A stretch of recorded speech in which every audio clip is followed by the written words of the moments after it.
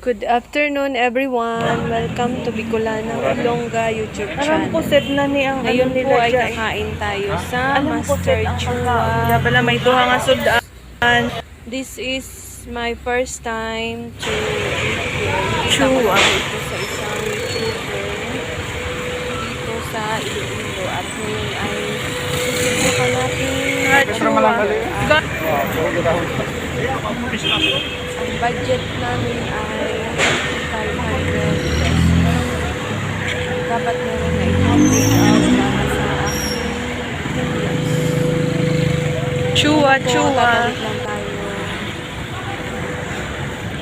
Yan, at nandoon na sa kabila.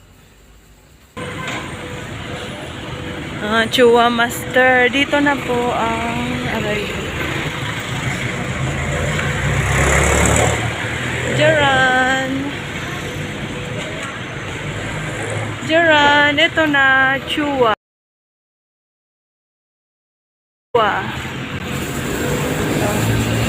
And finally, we are here. Let's come inside. There are a lot of choices. Although it's already 2 p.m. Late lunch na po kami. Namili kasi kami ng paninda. Ayan, ito. Ang dami pa pong pagpipilian kahit na 2:00 na siya ng hapon. Ayan, ayan. Pili lang, pili. Sa sobrang dami ng pagpipilian, ang hindi pa ang masarap ang aking nakain. Maalat kasi siya. Pero ang sa kay My Loves ay yummy-yummy naman.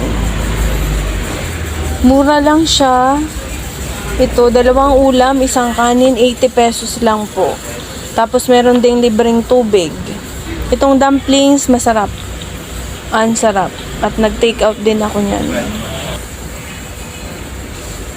Ayan po ang buong palibot ng Master Chua.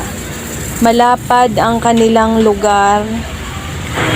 Nakaswerte kami na konti lang kumakain at ngayon kami na lang ang naiwan. Yan o, sarap na sarap ako sa dumpling. Yummy siya. Ito naman, tiningnan ko lang kasi wala na akong pambili. 20 pesos ang isang peraso nitong siomai. Malalaki naman siya. At madami din silang ibang paninda. Ayan, nun. Daming pagpipilian. Yan ang kanilang mga meals. Hindi ko sure kung available ngayon lahat ang nakalagay dyan. Ito ang mga sausawan, mga sauce. Next time, babalik ako dito na merong pambili na kulang ang budget kasi naubos sa pambili ng paninda. Ayan, ang dami. At itong dessert, gusto kong subukan ang strawberry. Yun ang paborito ko. I will be back.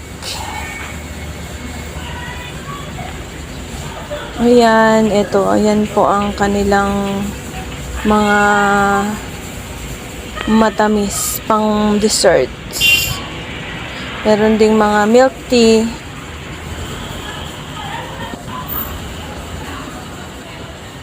Ayan, maaliwalas po ang kanilang lugar.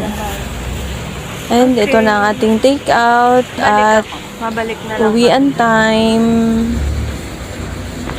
Bye-bye. Bye, Master Chua. Thank you sa panunod at ngayon lalakad na ulit tayo pabalik doon. Nakapark ang aming owner sa Robinson. Hinakad lang namin mula dito papunta doon. At kumuha din kami ng paninda kay Buantong, New Buantong. Ang binibila namin ng paninda ng motorcycle parts. Ayan po, ito po ang Iloilo City, downtown. Lakad-lakad.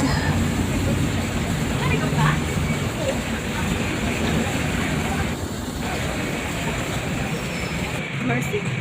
Mercy. hindi ako naglagay ng music na ngayon kasi palagi akong nakaka-copyright claim. Although okay lang naman kasi hindi naman ito monetize, wala naman akong sinisweldo. Ito talaga ay mga alaala ko lamang na nais kong i-upload sa aking YouTube channel. Pero ayokong makakita na naka-copyright claim ako dahil sa sounds. Kaya ngayon yan, no sound at all. Thank you all for watching. See you next time.